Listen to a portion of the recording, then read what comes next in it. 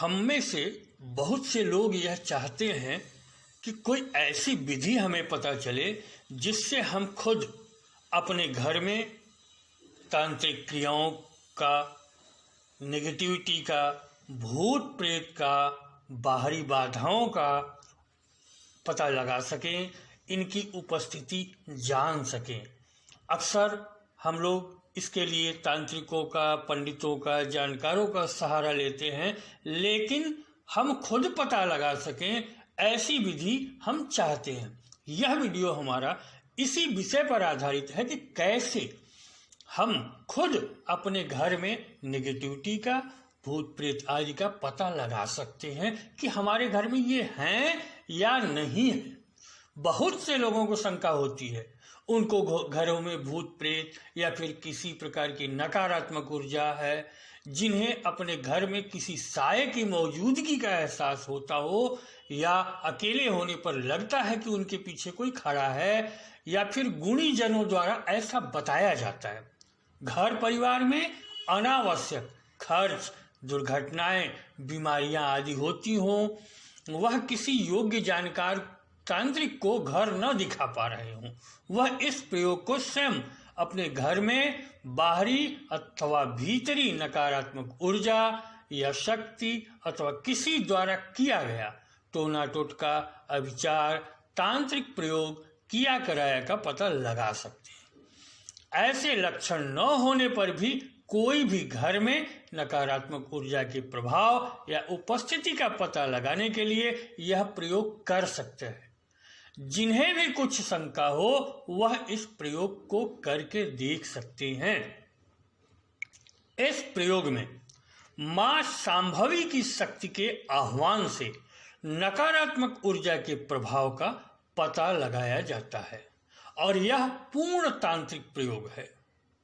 मां शांभवी भगवान शिव की मूल शक्ति हैं, वही शिवा हैं, माहेश्वरी हैं, आदि शक्ति है। इस प्रयोग को अमावस्या को किया जाता है। इस प्रक्रिया में सर्वप्रथम स्नान आदि से निवृत्त हो सुबह अपने दैनिक पूजन के बाद हम विधि बता रहे हैं, इस विधि को करें आप। इसमें पहले आदि शक्ति मां शांभवी का हाथ जोड़कर ध्यान करना है। उनके स्वरूप का ध्यान करते हुए इन्हें नमन करें। मां का स्वरूप और ध्यान कैसा है यह हम आपको बता दे रहे हैं। जो वृषभ वाहन पर आरूढ़ होती हैं, जिनका मुख कमल 3 नेत्रों से सुशोभित है, जिनके मस्तक पर दूज का चंद्र शोभायमान है, जो अपनी 4 भुजाओं में त्रिशूल, डमरू, कमंडल और वरमुद्रा धारण किए हैं, जीर्ण को नवीन करने वाली, जड़ को चेतन करने वाली, मूर्छित को चेतना देने वाली, मृत्यु को जीवन में बदलने वाली, ऐसी मां शांभवी के श्री चरणों में मैं नमन करता हूं। इस प्रकार ध्यान करके उन्हें प्रणाम करें। अब आप एक श्रीफल यानी कि नारियल ले लीजिए और उसे दोनों हाथों में रख लीजिए।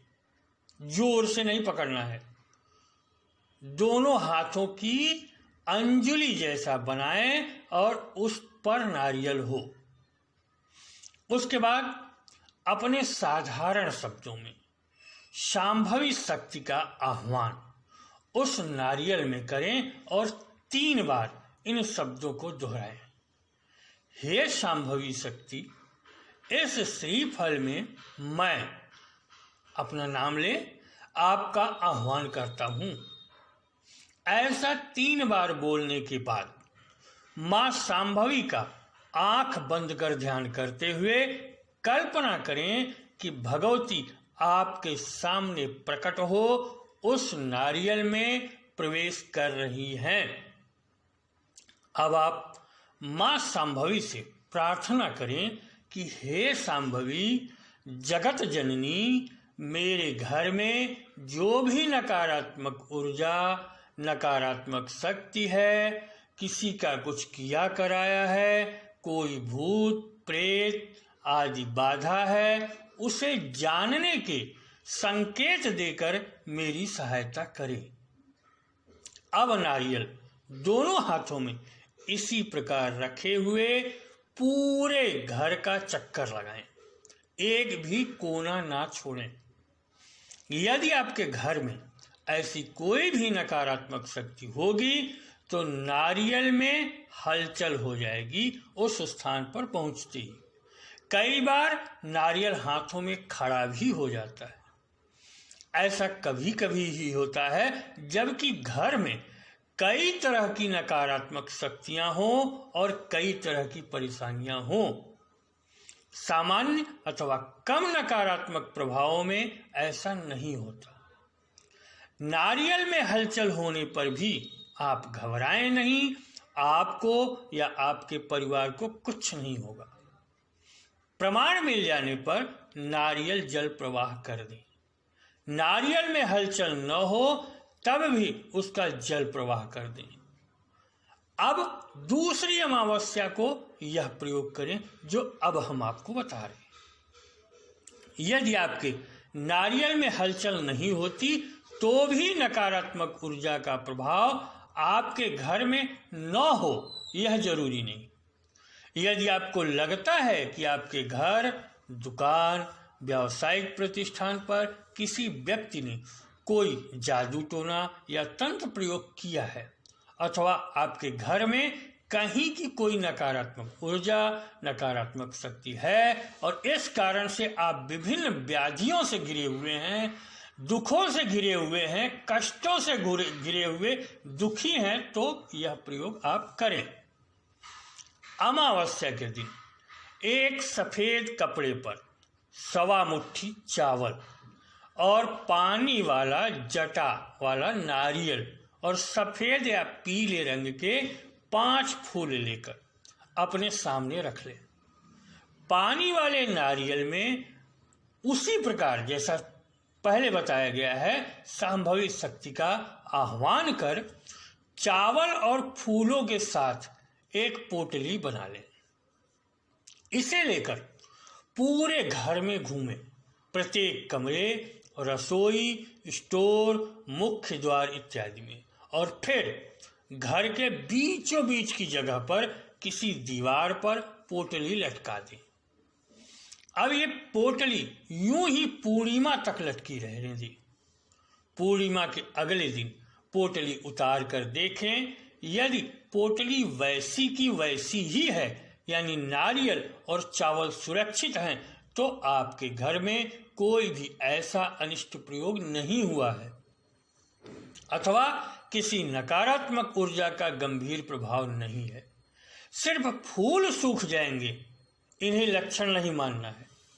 किंतु यदि चावलों में बारीक कीड़े हो गए हैं या बदबू आ रही हो या नारियल सड़ने लगा हो, तो इसका अर्थ है कि कुछ समस्या अवश्य है। अपनी पोटली का आकलन विश्लेषण कर उसे कहीं नदी या तालाब में प्रवाहित कर दें। जैसे लक्षण मिले उसके अनुसार किसी उत्तम जानकार से अपनी समस्या का निराकरण कराएं। यदि कोई खराब लक्षण न मिले और समस्या हो, तब आप सामान्यतया ज्योतिषी से संपर्क करें और वास्तु दोष आदि का आकलन करें।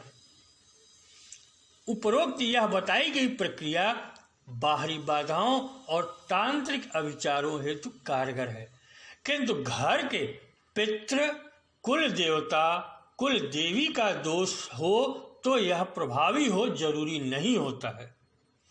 यह प्रक्रिया सामान्य जन के लिए है, जिस कारण इसमें मंत्र आदि का प्रयोग नहीं किया गया है तथा यह सामान्य नकारात्मक प्रभावों को जानने के लिए है, ताकि सुरक्षित पता भी लगे और कोई प्रतिक्रिया भी न हो, ताकि कोई हानि नहीं हो सके। उच्च स्तर की शक्तियां इस प्रक्रिया में प्रभाव नहीं भी दे सकती हैं और घर में उपस्थित भी हो सकती हैं। इनका आकलन तो योग्य तांत्रिक ही कर सकता है। हमने एक सामान्य विधि सबको करने योग्य बताने की कोशिश की है। आप इसे करके अपने घर की बाधा समस्या जान सकते हैं। इसके बाद इनका निराकरण जानकार की मदद से कर सकते हैं। इस वीडियो में इतना ही। नमस्कार, धन्यवाद।